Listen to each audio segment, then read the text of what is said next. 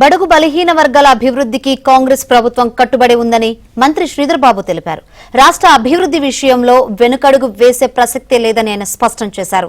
పెద్దపల్లి జిల్లా మంథని పట్టణంలో అమృత్ పాయింట్ 2 కార్యక్రమంలో ఆయన పాల్గొన్నారు. ఈ పథకంలో భాగంగా 12 కోట్ల 10 లక్షల అంచనా వ్యయంతో చేపట్టబోయే పలు అభివృద్ధి పనులకు ఎంపీ వంశీకృష్ణతో కలిసి శ్రీధర్ బాబు శంకుస్థాపన చేశారు. ఆ తర్వాత వన మహోత్సవంలో పాల్గొని మొక్కలు నాటారు. చిన్ననాటి నుంచే మొక్కలు నాటేలా విద్యార్థులకు అవగాహన కల్పించాలని ఆయన సూచించారు.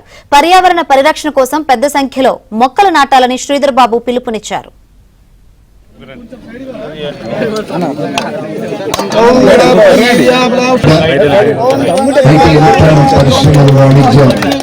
శాసనసభ వ్యవహారాల శాఖ మంత్రి పెద్దలు శ్రీ గుడ్డెల శ్రీధర్ బాబు గారు ఇచ్చేశారు. అందులో మనం ఒకటి 8 లీటర్ల వాటర్ ట్యాంక్ ఒకటి కడుతున్నాం సార్.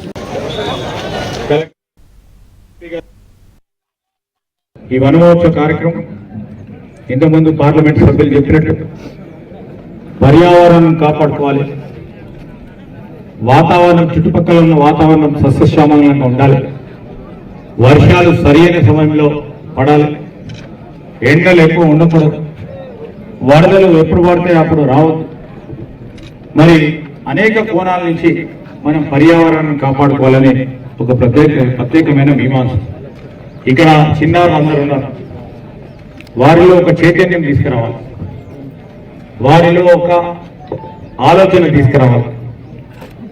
అదేవిధంగా పౌరులందరికీ కూడా పచ్చదనాన్ని పెంచే ఒక దిశగా మనం అందరం కూడా ముందుకు నడవాలని ఈరోజు వనమహోత్సవ కార్యక్రమాన్ని